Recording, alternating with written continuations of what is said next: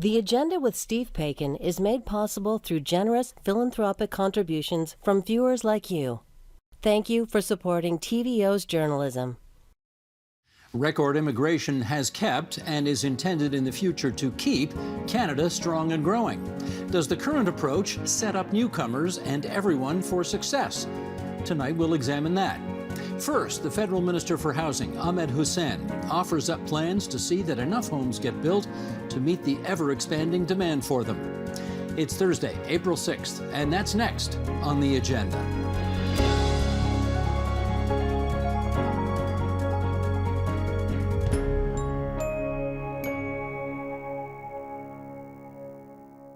The 2023 federal budget put it this way: everyone should have a safe and affordable place to call home. Ahmed Hussen is Canada's Minister of Housing and Diversity and Inclusion and the Liberal MP for York South-Weston, and he joins us now on what the federal government is doing to make that idea a reality. It's good to have you in that chair. Thank you so much. Yeah, first time on this program, I think. Yes, first time. Excellent. Good to have you here. This issue has been described as a housing crisis, and I just want to start there. Do you see it as a housing crisis? It definitely is a very challenging issue for very many Canadians. I'm going to stop you right there. Yeah. Very challenging Yeah. doesn't mean crisis. Is it a crisis? I've used the word crisis before, and I'm happy to use it again. The fact of the matter is, it is an issue that we all have to deal with through different levels of government. But we are making tremendous progress in this regard, and but we need to do more because the challenges are real. People need to have access to safe and affordable housing, but also housing that meets their particular needs. Different Canadians have different housing needs depending on their on where they are in the housing spectrum, and we have to be there for all of them. So if it is a crisis, or even if it is just a very challenging situation, do you think your government has responded with the adequate boldness required to meet the moment? Absolutely, and I'll say that because, first of all, to even respond, you have to prioritize the issue. And prior to our government, the previous government did not prioritize this issue. They didn't see that they had a role in federal leadership and responsibility on this issue. They simply invested very little amounts. The issue may not have been as much of a crisis under the previous government as it is now. Lack of access to affordable housing has always been an issue in the last number of decades. And so what we said is we will bring federal leadership back into housing, but also federal resources. And that's why in 2017, we came up with the National Housing Strategy. And that wasn't designed in Ottawa. We spent the time from 2015 to 2017 to actually talk to Canadians on what this would look like. And through that input, we were able to put together the National Housing Strategy, a 10-year plan. Started off as a plan of $40 billion. Now it's grown to $82 billion. That's the level of ambition that we have in this space. We know there's more to do. And we can't do it alone, by the way. We need every level of government to step up as well. Do you have good relationships with the other levels to make this happen? We do. We partner on all sorts of things, from building more affordable housing, repairing existing stock, providing direct rental supports to people through the Canada Housing Benefit, which is a 50-50 shared program between us and the provinces and territories. You getting on okay with Doug Ford? Yes, absolutely. I mean, I work very closely with my provincial counterpart in Ontario, Steve Clark, who I have constant contact with respect to these issues. And the Premier's nephew actually shares the same riding you do. Yes, yeah, absolutely. So we work well together. He's in cabinet too. But going back to the federal government, we have not only brought back federal leadership, but we've brought significant resources to the table through this program called the National Housing Strategy. Within it, there's a number of programs and streams of funding for different types of housing, again, to respond to the needs of Canadians who are at different stages in the housing spectrum. You can't have a one program that fits everyone, right? And so I would argue that that the National Housing Strategy shows the level of ambition that we are bringing to the table. And in fact, if you listen to the other side, the Conservatives have been attacking us for doing too much. They want us to do less. And they've said that the federal government should kind of just leave this to the provinces and territories. okay, And we don't agree with that. They're not here right now, so I'm not going to worry about what they have to say. Let's worry about what you've had to say. Here's a line in the budget. This is from the just released budget by Chrystia Freeland. The government is committed to ensuring that investor activity, especially among those who own a significant number of investment properties, is helping, not hurting, housing affordability in Canada, and will review whether the government needs to rebalance the housing market in favor of Canadians looking for a home to live in. What would signal to you that it's time for the government to take measures to rebalance the market? So first of all, enabling people to access enabling first-time home buyers to access the dream of Canadian of home ownership, while also making housing affordable and sustainable for people who own their home. Those are not mutually exclusive, and so what we are doing is making sure that first we recognize that homes are not commodities. Houses are meant to be lived in by Canadians, and that's why we've taken a number of steps.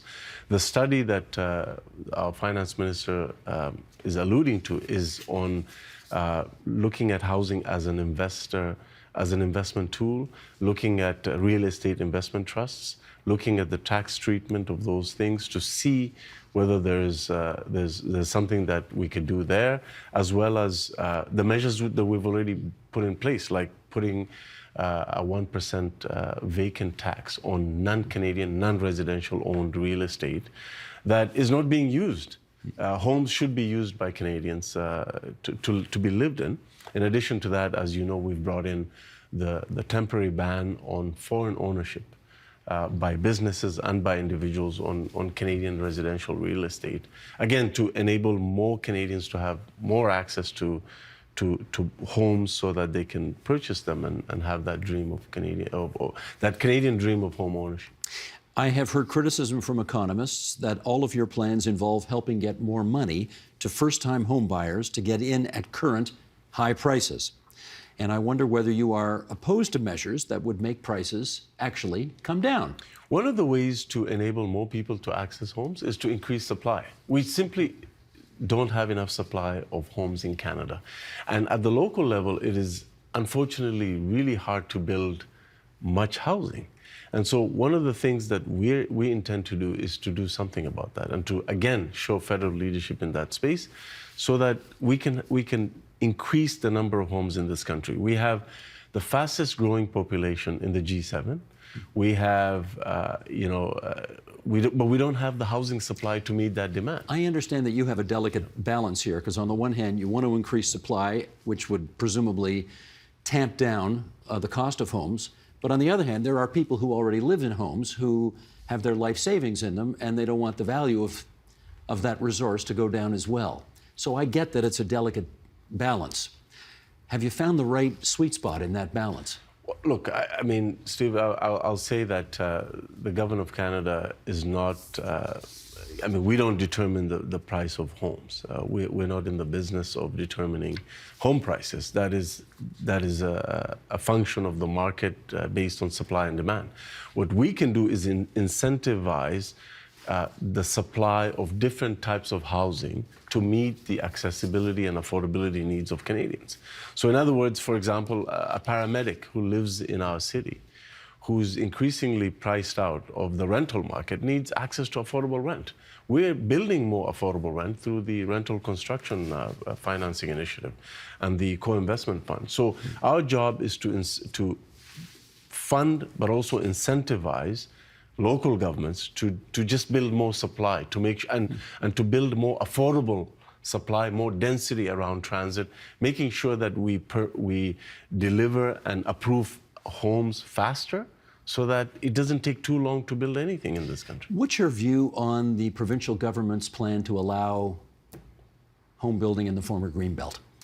Well, any type of housing projects that are funded by the federal government have to meet certain requirements, and chief among those requirements is that they have to be energy efficient, they have to meet federal environmental priorities, which obviously do not include building in environmentally sensitive land like the Greenbelt. So, I'll leave the provincial decisions to the provincial government, but what I will say is that our federal housing dollars will only go to projects that advance our federal environmental priorities, and the Green Belt does not include those priorities. Okay, I mean, this is obviously, housing's become a hugely political issue, in part because of that, in part because Pierre Poilievre, the leader of the opposition, has been very loud about housing, and he has represented a certain frustration, particularly among younger people who feel they are locked out of the current market.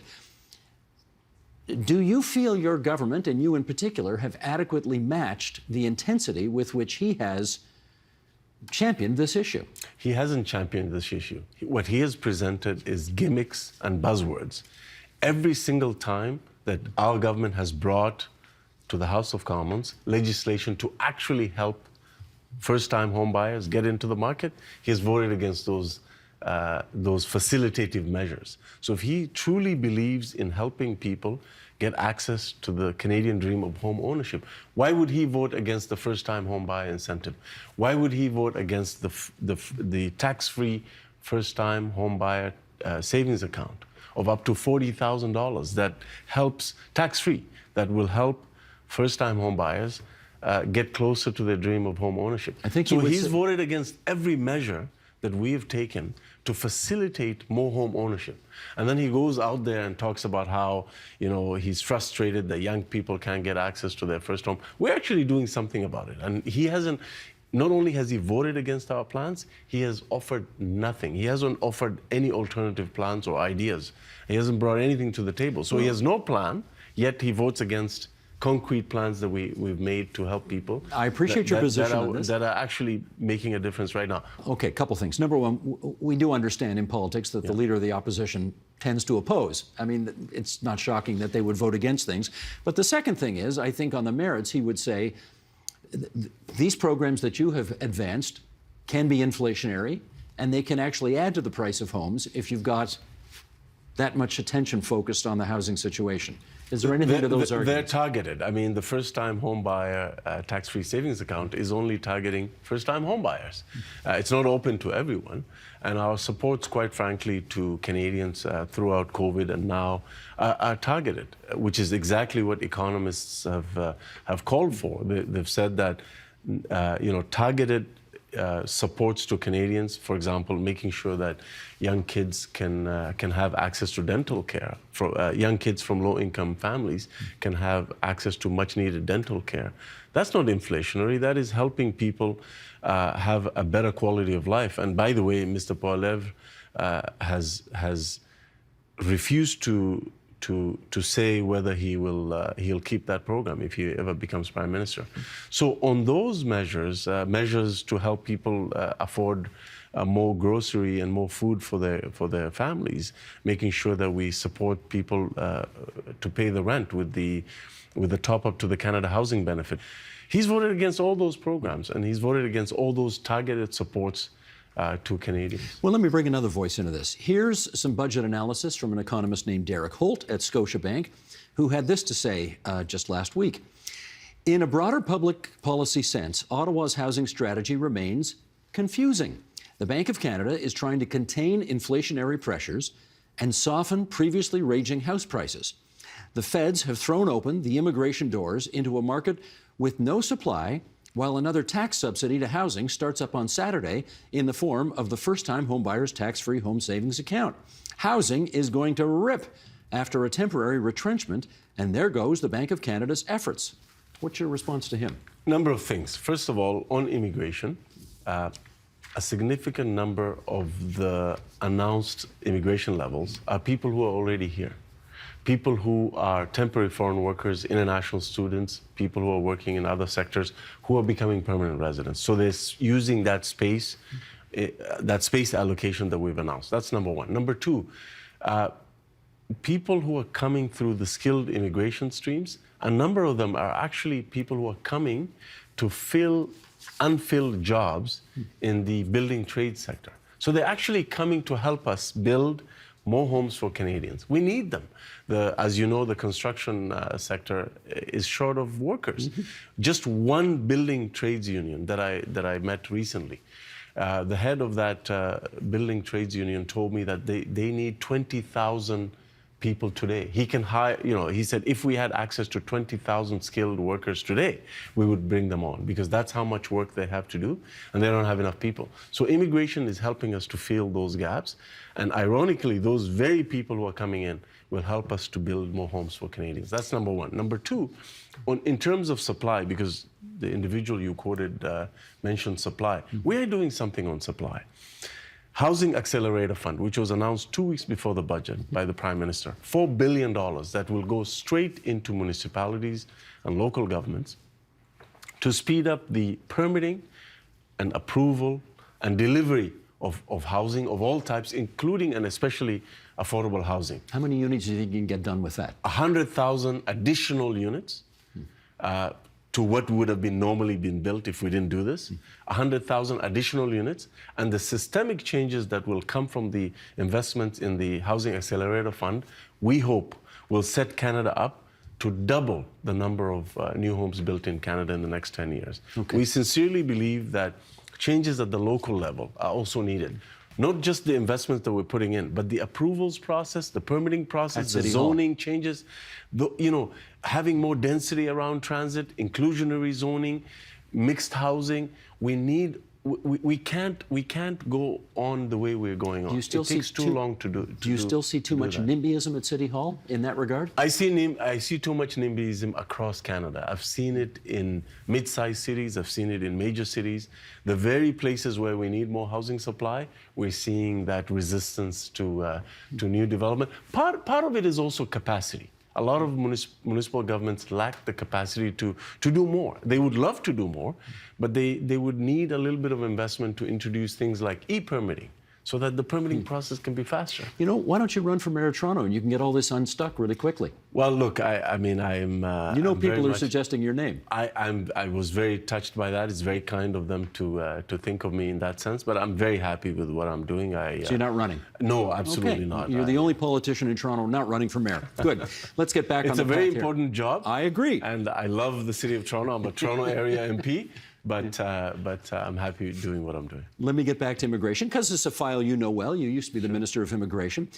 I just want to understand how it works behind the scenes. When the government, in its wisdom, decides that it wants, as it will soon be, 500,000 new Canadians coming into the country every year, does somebody from the Immigration Ministry actually sit down with somebody from the Housing Ministry and say, we need to coordinate this and make sure this will work? Does that happen? Absolutely. Yeah. Two things I'll say about that. Before our government presents immigration targets, their targets every year, we consult with Canadians. We consult with businesses, we consult with settlement agencies, we consult with municipalities, provinces, territories, everyone to get their perspective. Secondly, I'll do one better for you. I actually have been working very closely with the Immigration Minister, Sean Fraser, and we've had a lot of discussions on how we can work together to synchronize housing and immigration. And one of the things that Minister Fraser is going to do is he will, in addition to the regular streams that he has, he will have two dedicated, he will introduce a number of enhancements to existing streams to zero in on attracting healthcare workers and building trades workers, people who will actually come in through our immigration system to help us build more homes for Canadians. He will do that because we have the tools. There's a program, a wonderful program in immigration called Express Entry. So he will run additional draws so that he can target healthcare workers and building trades skilled workers, because those two are much needed in our country now, and I believe that will make a big difference in terms of building more homes as soon as possible. A few minutes to go. Let's see if we can hit on a few more items here. You've been on the record as saying you want to make sure that your measures don't hurt so-called mom-and-pop landlords. How come? Well, look, I mean, I think there has to be a balance between making sure that people are encouraged to make their supply available to Canadian families. When we put in the 1% vacant tax on non-residential, non-Canadian owners of vacant properties, what we're really trying to incentivize is that those properties should be inhabited by a Canadian family or individual. properties should not be vacant. So we're encouraging people to allow their supply to become available to Canadian families. And that is what I was referring to when I made those comments. Yeah. Don't think me a jerk for asking this question, because it's a little chippy, but about a third of federal cabinet ministers, I gather, own investment properties, and I think you do too. Do you feel somewhat conflicted by being in that situation?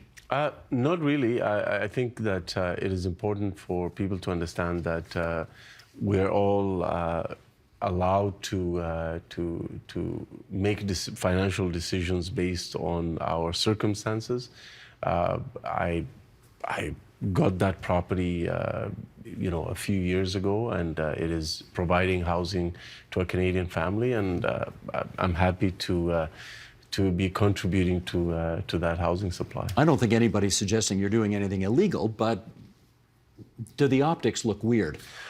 I think that, we've followed all the rules. I know myself and all my colleagues, we follow all the rules that are in place to report any assets that we own, and I personally have done the same in this particular regard. Okay, let's finish up on this. In the years after the Second World War, which, believe it or not, I did not cover. I'm not quite that old. The government, actually, the federal government, hands-on built homes, right? 1.5 million homes between 1944 and 1960. Yes. And they rented them at 20% of a person's income to make sure that people could actually afford to get them. Right now, I don't have to tell you what it's like trying to get a place, particularly here in the capital city of Ontario. It's so beyond the means of most people. What would it take for your government to reconsider current policy and do something even more out there, like this policy of 75 years ago? Look, I mean, I'm always open to new ideas. I mean, it's something to reflect on, but I can say that what our current approach is to really respect the expertise and the credibility and the enthusiasm and the dynamism at the local level of people who are already doing this. So what we see our role being is to support those who are doing the heavy lifting in building more affordable housing. So we fund those entities, whether it is provinces, whether it is municipal governments, whether it's nonprofits, whether it is private sector. We are confident that that approach is the most efficient in terms of turning federal investments into affordable housing. And through the National Housing Strategy programs, we have so far delivered almost 500,000 affordable units, either repaired or new builds. And that's 500,000 units of affordable housing that are in a better shape, either through repairs or that didn't exist before our government came up with the National Housing Strategy. If you look at, if you project into the next number of years, you'll see that those investments are continuing. We're not slowing down at all. In fact, we're increasing our investments through programs like the National Housing Co-Investment Fund, which will deliver tens of thousands of deeply affordable units, the Rapid Housing Initiative. We now have more money. For the first time in 30 years, we have new money to build new co-ops. The co-op model is a great model. $1.5 billion that will go into co-ops. The $4 billion Housing Accelerator Fund, which I believe will incentivize 100,000 units. Many of them will be affordable. Programs like the Rental Construction Financing Initiative, 71,000 new generation units that are rental, that are energy efficient and accessible, and will meet the challenge of access to rental units, affordable rental units in our largest cities, right? Those are the kinds of programs that are in the National Housing Strategy. Greening homes, the Greening Homes program is making a big difference in the pocketbooks of Canadians. And then finally, while we're building all these affordable homes, we're delivering direct rental subsidies to Canadians through the Canada Housing Benefit. Minister Hussen, we always appreciate when federal cabinet ministers spend some time with us here at TVO, so we're grateful you accepted our invitation, and it's nice to have you here. Thanks so much. Thank you. Thanks for having me.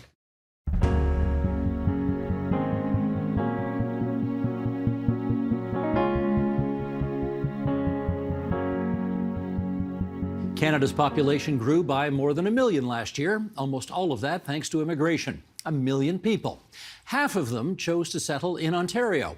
But amid housing shortages and a strained healthcare system, is this the destination they're expecting? And are we doing enough of the right things to make this work for them and for those already here? Let's ask. Alfred Lam, he's Executive Director of the Centre for Immigrant and Community Services and Board Chair for OCASI, the Ontario Council of Agencies Serving Immigrants. Dina Ladd, Executive Director of the Workers' Action Centre. Mike Moffat, Senior Director at the Smart Prosperity think tank and an Assistant Professor at Western University's Ivey Business School. And Mikhail Skuterud, Economics Professor at the University of Waterloo and Director of the Canadian Labour Economics Forum. And it's great to have you four here in our studio for this discussion. Mike, to you first. The federal government says its goal is to increase immigration to 500,000 people per year within a couple of years. We had 1 million people come to Canada last year. So who are the other more than 500,000 people who joined us last year? Yeah, so we have both permanent residents, which are, classic sort of immigration, but we have a variety of non-permanent residents. So these are people who are in Canada on some form of time-expired visa. So this could be things like people like temporary foreign workers, refugees, including refugees from Ukraine. Biggest cohort these days tends to be international students. So they're considered non-permanent residents, but that's a bit of a misnomer because they will often stay in Canada and eventually immigrate to Canada. So I like to think of them more as pre-permanent than non-permanent. Gotcha. Now, we know we have targets for immigration. Do we have targets for this other cohort of people? Well, for groups like international students, we don't. It's largely those decisions are made by the colleges and universities, so they can decide how many that they want to bring in. So it's a different system than immigration. I want to ask the three of you a very neutral, lean, open-ended question that goes right back to first principles. Okay, Dina, start us off. What is the purpose in bringing immigrants to Canada? Well, I mean, I think depends if it's voluntary or not. I mean, I think that Canada has a history of quite racist immigration policies, right, that have been race-based, that have excluded certain types of immigrants. We can just even remember what happened to the Chinese community during the building of the railway and all of the other infrastructures. And decade after decade, we've seen an immigration system based in this country that has excluded many, many races coming in and had unfair processes. So I think, obviously immigration is meant for people who are wanting to move into a country and make a better life. It could be on a variety of issues, economic, it could be humanitarian. But the thing is that we need immigration, as most countries do, to build the countries that we're living in and working in. Let me get Alfred to pick up the story there. Again, in your view, why do we bring immigrants here?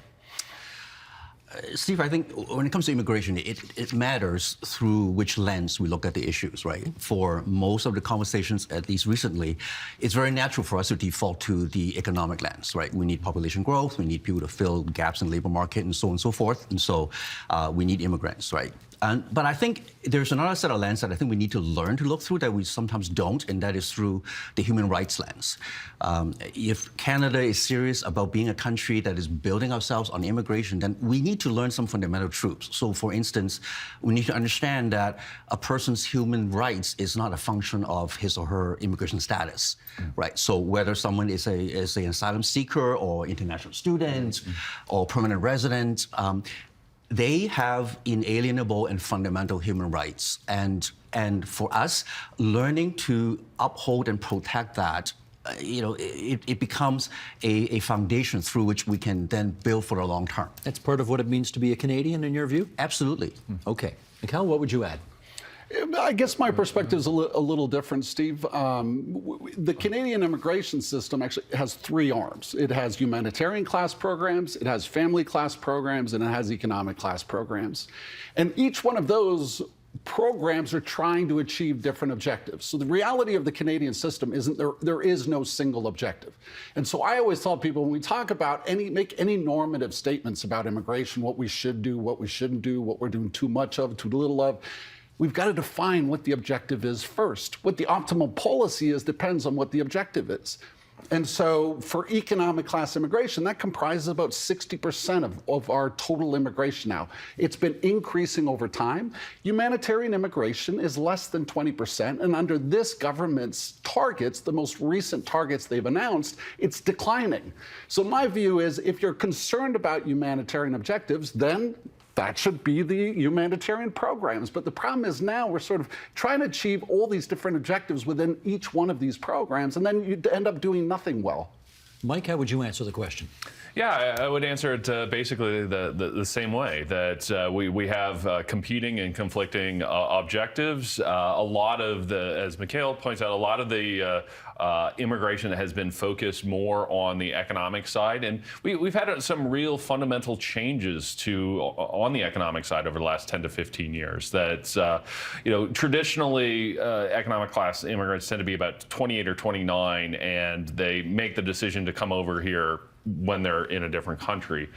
And there's some challenges with that. Some of the challenges are with credentials recognition, if they went to school overseas, or with culture, adapting to a new culture. So starting with the Harper government, made some decisions over time to have people come over at 18 and 19, get their degree or diploma here, and then get permanent residency, which allows you to get past those things. But again, you've got all of these competing objectives, and it's not always clear what this government is trying to accomplish.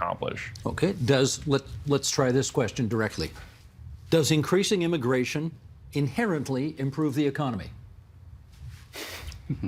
So then that's the nice follow-up question, Steve, because if we have economic class programs, then we've got to define what the economic objective is. And if you've done any strategic planning exercises, you know that the way you do that is you set an objective, but then you also say, how are we going to measure this thing? How are we going to evaluate whether we're being successful?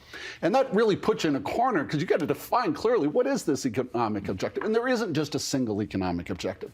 For economists, and I've thought a lot about this, I've worked in this area for about 2 decades. For economists, the objective that makes the most sense is the idea that we're going to try to leverage immigration to raise GDP per capita. That's kind of like the average economic living standards in the population. So the question is, can we do that? And I can talk about this for hours, Steve. I don't want to bore your viewers. But I think the simplest way to think about this is, the amount of output GDP depends on 2 things mainly: your labor input in the economy and the capital input. The capital input includes all kinds of things: machinery and equipment, the factories, all the public infrastructure, schools, hospitals, even residential housing includes all of that stuff. We know that if we double the population and we double the capital, our output will roughly double. Then GDP per capita stays exactly the same. So mostly immigration doesn't do much to GDP per capita. There are ways that we can increase it, but the problem we're having now is what we tend to do is we increase the immigration, but the capital stock does not increase commensurately, and that puts downward pressure on GDP per capita. Dina. So I wasn't sure if I actually really understood any of that, to be honest. But what I'm going to talk about is actually what happens to the people, right? I mean, I think that regardless of objectives, regardless of the purposes of different programs, what I'm interested in talking about is what actually happens to people when they come into this country. And right now what we have is, and we have the evidence of past immigration policies to look at. That's not looking at objectives, that's looking at actually what has happened to people when they've come into this country. And so when we look at the history and all the apologies that federal governments have given over the years, what we have is a systematic legacy of immigration policy that is quite racist, that is based on excluding certain groups because they were not desirable or palatable to come into this country. And for instance? So I think that we can see how the Japanese community, how the Chinese community, how the South Asian community was brought in only through indentured programs. We see the seasonal agricultural workers program, where for over 50 years, we have farm workers coming into this country, year after year after year, not able to get citizenship and tied to their employers. We see the same thing with care workers. And so we have an immigration policy that's based on bringing almost 1.2 million people into this country every year on temporary permits, right? You know, the International Mobility Program. We have workers coming in through the International Student Program, the TFW program. And so what Temporary foreign workers. so what we're saying though is that our immigration system should be based on fairness, justice, on allowing people to come into this country to prosper, to be able to get permanent residency on arrival so that they are not subjected to the kinds of economic and exploitative conditions that we are seeing every day. And it's not as colorblind as you wish it were. It is absolutely not colorblind, and the evidence shows that. Mike, you wanted to react to Mikkel's comment? Yeah, no, just I think we're in violent agreement on this one. That you know, on immigration, you will tend to raise GDP, obviously, because you have a lot of people, but that doesn't necessarily raise GDP per capita. But you know, I think there's more to life than that. That the economic side of it is important, but you know, I absolutely agree with Alfred that, you know, we cannot lose sight of the humanitarian side of immigration. Absolutely. And if I can add to that, please. I think part of the problem we're experiencing and talking about, it comes from, you know, when you look at it purely through an economic lens, right? You reduce the whole problem into a math problem. You know, I need X number of people to fill X number of spots, so I bring in X number of people. But going back to what Dina just said, it's not just about how many people you bring in, right? It's about whether those people experience life that way they should once they enter the country. And so, you know, we talk about things like, you know, are we making it easy for people to get their foreign credentials recognized in a fair and just way? Are we still, when we are still seeing a very significant earnings gap, right, that immigrants are experiencing, right? So the social justice issues cannot be divorced from the economic issue, because, you know, if you take that narrative further, then it becomes a breeding ground for a mindset that says, you know, we bring certain people in because they are useful to us. We need certain things done, so we bring them in to do it. And that's a mindset that easily breeds into things like discrimination and racism that we're seeing, you know, rampant still, right, in our communities. Mike, do you think immigration numbers are going up in part because the government has an interest in keeping workers' wages down?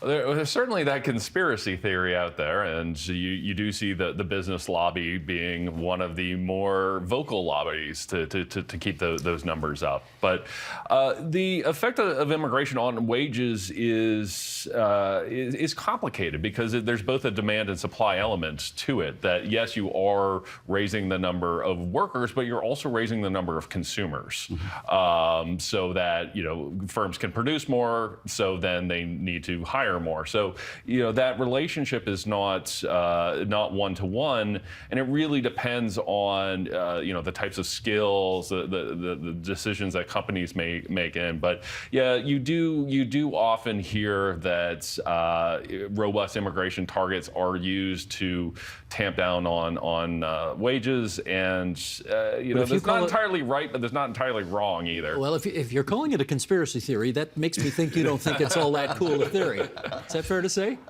Well, you know, I don't think the business groups advocating for it necessarily see it that way. I mean, I think they're more seeing it as a need to, you know, fill in spots or things like that. So I would like to think that they're not that cynical, but I can't read people's minds and know where they're coming from. But wages get suppressed, Yes. and conditions get worse for workers if they're tied to their employers, right? And I think the system of bringing workers into the country, where workers, their ability to have a voice, their ability to speak out, their ability to say something, where their employment and their ability to stay in the country and their housing is dependent on the employer, that is what's problematic. And so the thing is that we need to be able to have migrants come into the country not tied to a sector, not tied to employer, and those are the things that make it incredibly difficult for people to speak out. We also have legislation, though, that is passed in this province that keeps the conditions really bad. It's it is completely legal to pay a farm worker less than minimum wage, to not have daily rest periods, not be able, to make them work 90 hours a week. We have labor policies and immigration policies that are suppressing wages and not allowing workers to be able to organize. And so it is that those can be fixed. Those can be fixed to raise wages and working conditions. Well, Mikhail, let's try this. We know right now, we've seen lots of studies that show that we need more PSWs, personal support workers, here in the province of Ontario. We need more early childhood educators as well. These tend to be relatively low-paid, female-dominated positions. If the government wants to bring in people to fill those jobs, wouldn't they be filled if we pay? I shouldn't ask the leading question. I should keep it more neutral. Would those jobs be filled if we simply paid people more to occupy them who are already here?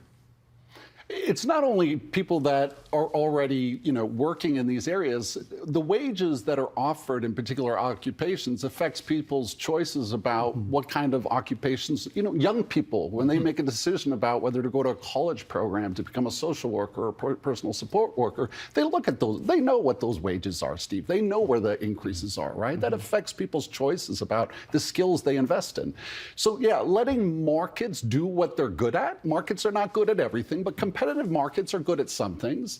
And I think when we think about, wage suppression of immigrants, let's not confuse ourselves and we think that people's nominal actual hourly wage rates are getting pushed down. It isn't about that. It's about what would, do they grow in a different way than they would have if we didn't have the same immigration inflows. And not all workers are adversely affected. The workers that are most adversely affected by this competition are going to be workers who are competing for the same types of substitute workers, right? And very often those are actually, other immigrants. So the new immigrants are most likely to be affecting people who are looking for jobs, searching for housing in the same communities, in the same labor markets. Those are the folks who are usually most adversely affected. And I should ask you, Dina, the flip side of that, which is presumably we would not be bringing in as many immigrants to fill these PSW jobs and so on if there were Canadians who were already here who wanted them in the numbers in which we need them. Is that fair to say? Well, I mean, the thing is that there are many migrant workers who are undocumented who are doing those PSW jobs and working through recruiter agencies right now and are actually being paid terrible wages and being treated terribly because we are waiting still for the regularization program that the federal government is supposed to be announcing to provide PR for undocumented workers. We have about 500,000 workers in this country that need to get that protection right now. And so the thing is that when you have a system, like we have had the rise of precarious employment for all workers over the last 30 years has been astronomical. We've seen increase in part-time jobs, temporary jobs. We've seen the rise of temporary agencies. We've seen wages deteriorate for a lot of low-wage workers. Right now, the Ontario government just got rid of paid sick days. So the kinds of conditions in those workplaces. Yes, but if you are a PSW and you're sick, do you want that person to be staying at home? I think so, right? Gotcha. You don't want them to be going into someone's home sick and not being able to take a day off because they're not going to get paid.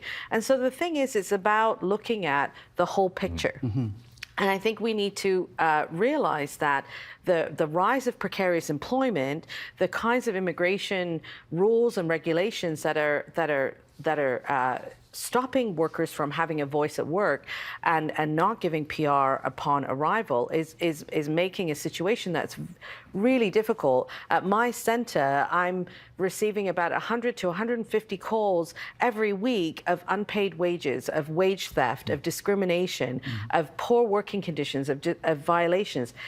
Are we okay with that? I don't think so. No, nobody's okay with that. We're not okay with that. And so we need to be able to look at the whole picture and not define things by GDP and economics and this, but look at actually what is happening on the ground. And I would say come on our emergency hotlines on a daily basis and take a look at the calls that we get. And I think that you would be joining with me in this call for status upon arrival. Okay, let's talk some housing here, shall we? Sheldon, would you mind playing the clip of Federal Finance Minister Chrystia Freeland? Thanks. The core problem with housing in Canada is we just don't have enough housing. It's just a mathematical thing. Canada has the fastest growing population in the G7. That is fantastic. That is actually a huge driver of economic growth, and it is one of Canada's competitive advantages. But we cannot have the fastest growing population in the G7 without also having the fastest growing housing stock in the G7. And we don't have that right now. We have a shortage of homes. Let's tackle this from this angle. Alfred, is it responsible for the federal government, for example, to say, we want 500,000 new people coming to this country every year within a couple of years, even though we may not be able to actually have homes for them? Is that responsible?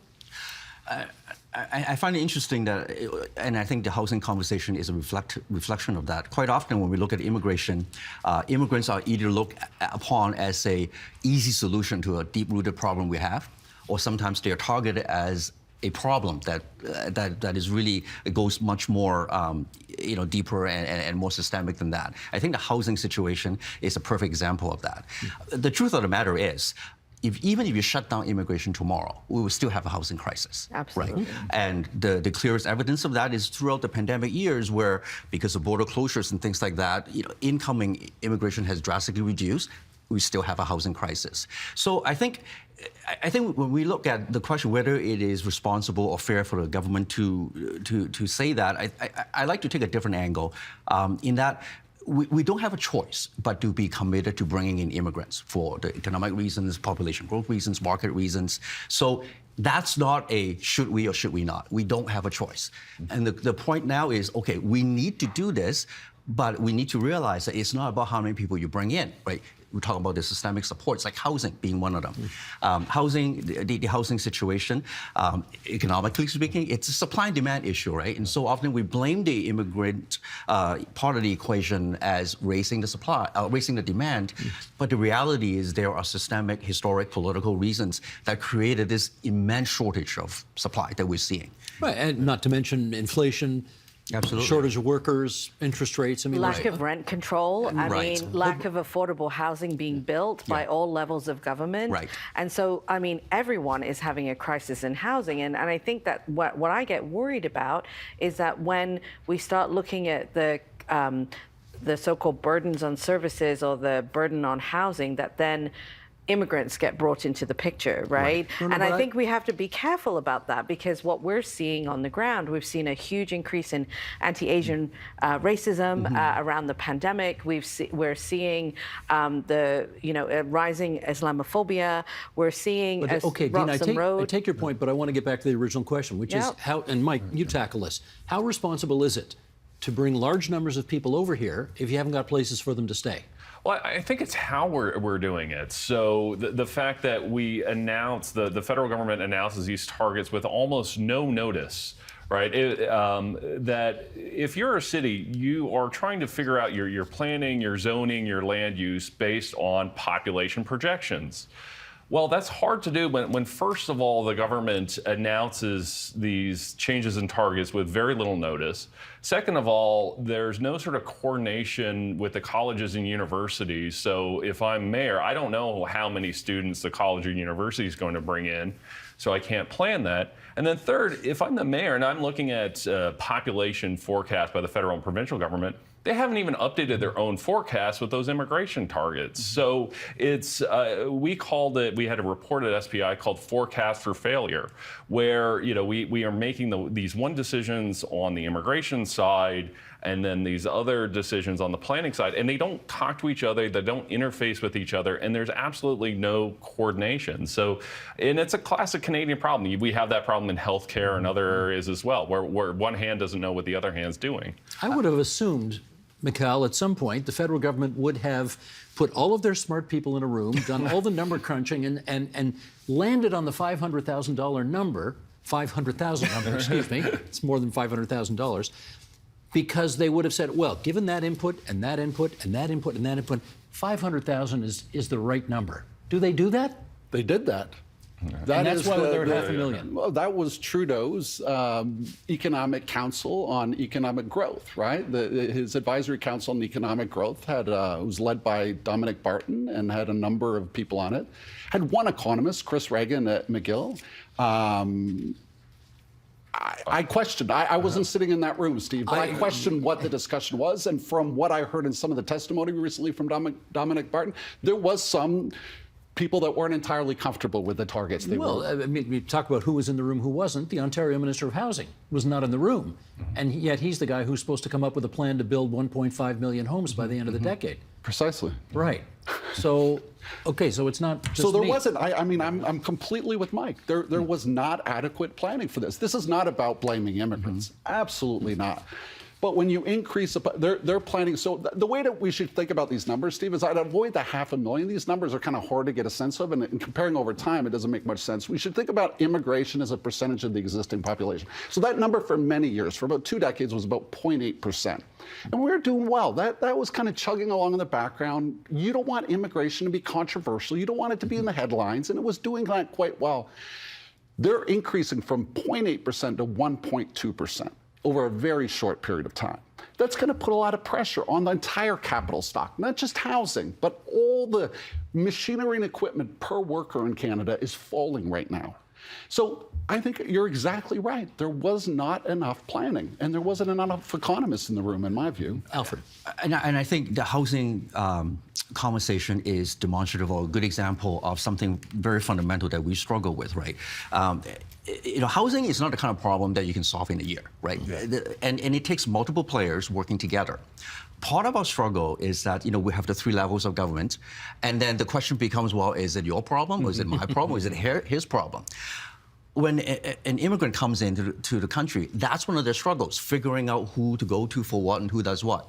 And so I think part of the issue that we're facing now, I mean, even with a situation when we bring in newcomers from Ukraine, given the recent crisis, right? Figuring out who is supposed to pay for the bills for the hotel rooms, right? Is it a municipal issue? Is it a provincial issue? Should it come from the feds?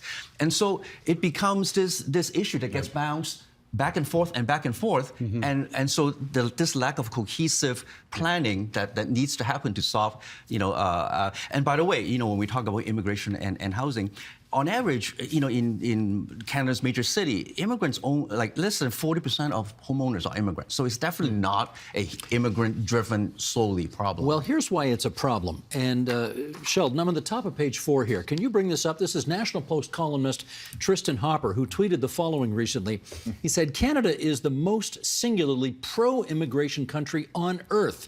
It's easily our most admirable national trait. But if the current government was actively trying to awaken Canadian anti-immigration sentiment, it's hard to see what they would be doing different. Okay, let's get into this. I wonder, are you concerned that we are risking anti-immigration backlashes here because we're increasing the numbers of people we're allowing in, we're not increasing the services and or the housing that's waiting for them when they get here?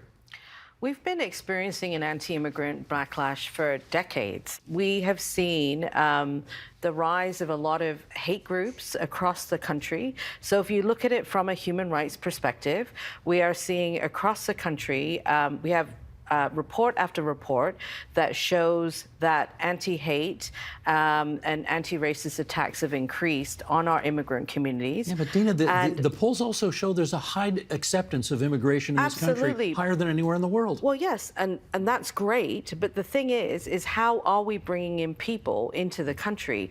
Are we bringing in people with the same rights as regular folks who are living in this country? No, we're not. We're bringing people in tied to employers. And so the issue for me is how are we making sure that people get to come into this country and actually have human rights, have the freedom of mobility, have the freedom of choice and voice in terms of being able to do the work that they want to do. And so our immigration policies are not matching up with the pro-immigrant sentiment. And I think that that's a good thing.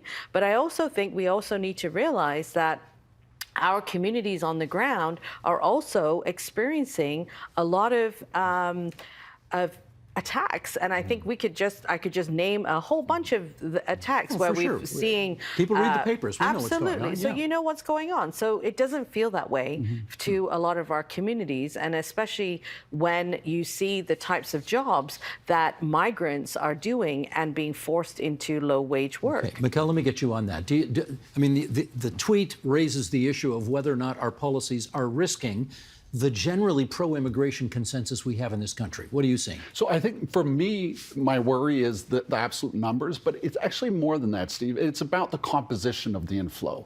So what we're seeing this government doing is very clearly moving away from prioritizing high-skilled immigrants to plugging holes in the labor market with lower skilled workers. What tends to happen in an economy is when you increase low skilled immigration, it puts pressure, if anything, on wages at the bottom end. That tends to increase inequality. I think a huge part of the success of the Canadian immigration system is that we've historically had the luxury, because we've kind of got closed borders and we can pick and choose who we want. There's far more people in the queue than we have kind of allow. And we target the high-skilled immigrants. If anything, that puts pressure at the top end of the labor market. And that tends to reduce inequality, right? So lower-skilled workers that are here and our voters don't look at immigrants and say, well, these people are competing with me. They look at them and say, these are my doctors, these are my scientists, these are the people who make my life better. And that's a huge part of the success of this system in Canada. And there is very strong public support for immigration in Canada overall. Alfred? A number of years ago, the Conference Board of Canada did a study with McGill University. And the study is called, Are We Good or Are We Lucky? And it challenges this public notion that there's huge pro-immigration sentiment within the Canadian population. The shocking thing the study found was that the anti-immigrant sentiment is actually very much alive and well. The survey asked questions like, would you be in favor of the government completely shutting down immigration? And almost half the sample that was surveyed respond positively to a statement like that. And so I think, going back to what Dina was saying earlier, those sentiments always exist, and it's looking for these sort of flashpoints to set it off, right? Like COVID became a prime example of that. And then going back to what Miguel was saying, I think what we need to do is that when we bring in people, we attack it, or we look at the situation at a systemic level, right? And it's not just about plugging numbers. It's not just about, you know, a math equation. I need X number of thousands of people. I bring in X number of thousands of people. And I think that's something, you know, going back to that tweet, it's here, right? It's you know, we are a compassionate nation. We are a welcoming nation. All those things are true. But let's not kid ourselves. Like, that style of sentiment has always existed. It exists. And every time we see a situation that can become a setting off, a flashpoint, we see that coming up through service. You have nicely encapsulated what the whole debate is about, which is great because we're out of time. So there we go. That's Alfred Lamb and Mike Moffat on that side of the table, Mikkel Scooterud and Dina Ladd on the other side of the table, and we're grateful to all four of you for coming into TVO tonight. Thank you so much. Thank you. Thank you. Thanks for having us, Steve.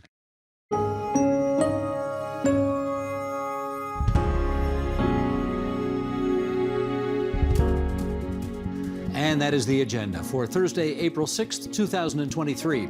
Tomorrow, because of the holiday weekend, we're going to give way for the immersive, slow documentary Tripping the Train.